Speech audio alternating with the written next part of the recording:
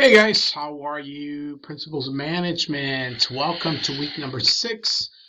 Technically speaking, this will be our final discussion week. So wanted to get this video out to you guys. I appreciate the words of encouragement and understanding for last week. Kind of feeling a little tired and needed a recuperation. So thank you for that. Update on the plant. Not much to update, guys. I apologize. It still doesn't look very healthy. I stopped watering it, as many of you have suggested.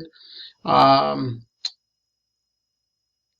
the succulent might be the next option. We'll see what happens here. We're just might have accept the fact that I am not a good plant parent.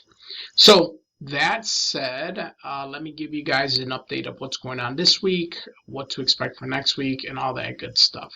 So first and foremost, thank you for last week's discussions. As I mentioned, thank you for all the well wishes. I appreciate that. I will be going through your what makes the difference between a leader and a manager discussion and put some grades up.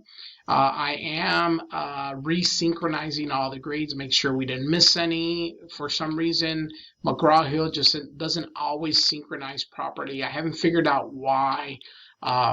Some people just, for some reason, I don't know what happens, it just doesn't synchronize it the way it should. But I try to get in there every so often, like every 2 weeks or so, and manually synchronize the grades, and it seems to work. So that's what I'm going to have to do here on out. But so this week, guys, we are working on one of my favorite discussions, if not my favorite discussion.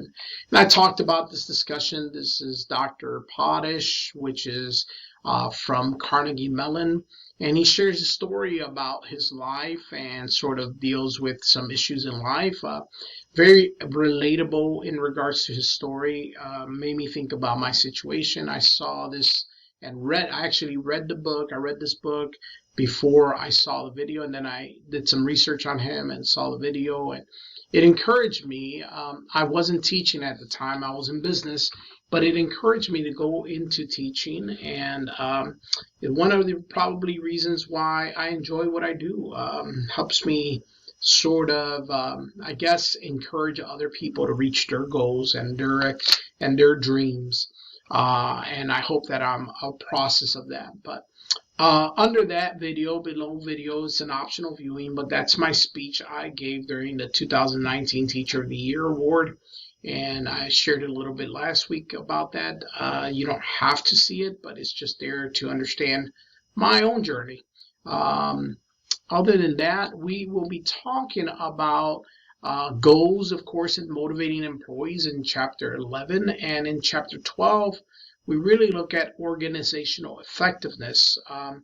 So we distinguish the difference between new team environments from a traditional work team. You'll find that as we progress as a society, that work environments look different.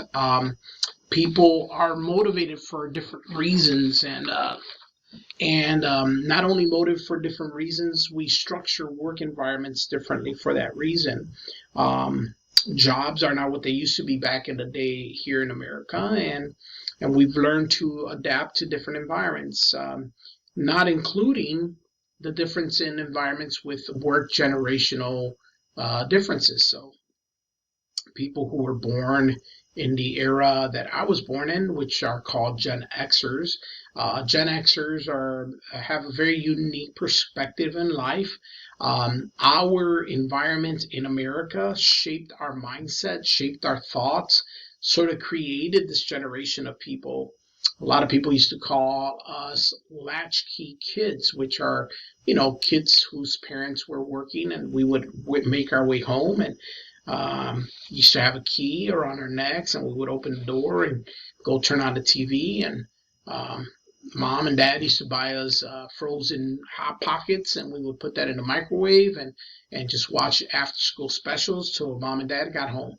But the environment before that, which are baby boomers, you saw an environment that was formed by a good times in America. Prosperity was booming in America. So the baby boomers have a very positive view of American life. But then you go down to millennials, people that are in their 20s now, early 30s now. You see their mindset. These people grew up hearing about and possibly even being old enough to remember 9/11, and they're old enough to remember Columbine and all these different events, traumatic events that happen in America. But now we have what's called Generation Z, Zoomers, which have been born after the year 2000. Probably some of you that are in this class are in that category. And of course, we haven't seen these people come to college yet, but the people that are born in 2013 and beyond, that's the alpha generation. So we'll see what that sort of category or characteristics are of those generations. But based on that, we start noticing that environments in the workplace have adjusted. They change. As you know, we lived through this small little virus that happened in 2021 called COVID, and that changed our environment. So this generation that's coming up has an experience of being home, of studying online. They are native technologies users, so the online platform is easy for them. But if you go back a few generations, some people struggle with that still. And so you'll start noticing these trends happening in our work environment. When we talk about business and products and target markets and all that good stuff, you look at the people who buy your product and say you want to start a online business. I know several people who have started what they call a curating business, where they go out and find a style and they look for clothes and then they sell it. Well, that probably wouldn't be good for every generation. That probably be good for a certain target, a certain market. So if you have been in business and you've used social media to advertise, you'll know that part of what they do is they separate individuals by categories. So if your date of birth, your income, your gender, your social background, your heritage, all that stuff is it's taken into account. So when an advertiser looks at advertising a certain product, that person thinks, who's my target audience? Who do I want to this ad to populate in? And then you'll get a very specific ad to what they would suspect you would either enjoy, like, or purchase. But that's similar in regards to what we're living through here, right? So when we think about our work environments and groups and teams, and in chapter 12 we'll talk about effective teams. How do you manage a team of millennials? How do you manage a team of Gen Xers? How do you manage a diverse team, which is most likely what you'll work around? Because their mindsets all play a role into things. You have generations that have huge differences, huge views of the world that are contrary to each other, so they conflict a lot. But yeah, so that being said, of course, the discussion, the 2 chapters, and then next week we are looking at our final week. So next week, by the way, I don't mean next week, because next week is Thanksgiving week. And happy Thanksgiving to all of you for next week. But we're going to skip that week. Nothing will be due next week. Nothing will be due at all. You can walk away from the computer. But the week after that, be available November 26th, Monday, and it'll run to like December or something. Essentially will be our last week, which will be 2 chapters and your final exam. So that means this will be your last discussion post. I'm not saying goodbye because I'll try to put a video out there for you the last week, but I found that most people finish their work as soon as they can. That way they're done, and pretty much you could be done. I mean, if you really wanted to finish this class, you could be done on November 26th and have the rest of the month of December to just relax, which I encourage you to do, because then you don't waiting to the last minute to try to do your work.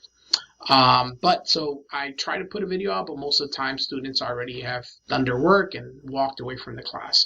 So if this is my last opportunity, And for lack of a better word, my last lecture to you, I want to wish you the very best in your career choices and your career paths. It's been a pleasure to work with you. It's been a pleasure to meet you online, to read your stories, read your posts. Next semester, I'll be teaching the same class, so hopefully everyone here has passed it and won't need it again. So I might pick up one or two classes. We'll see what things look like towards the semester. But if I do, I normally will email all of our business students. I'll say, I am going to teach this class if anyone's interested. So keep an eye out for that. If not, there should be a survey out there already for this class. So if you can, do me a favor and you enjoyed everything, go ahead and fill that out. It should help us a lot. So that's it, guys. Other than that, I'm feeling better. Still a little tired, but I think I just can't wait till next week to sort of take a week and relax and enjoy the holidays. So, all right, guys. What else can I say? Have a great cup of coffee. I've been staying hydrated. That's my water. I guess you can't see it very good. That's my water for today, or not for today, for this morning, and just kind of staying hydrated and see what we can do to stay healthy, guys. Take care. It's been a pleasure. It's been a joy. We'll see you next time.